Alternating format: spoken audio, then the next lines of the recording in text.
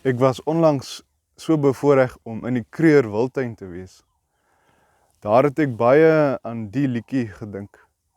Daar deur in die Bosveld, gekomponeer deur Ernst van Rooyen en Anton de Waal in 1963.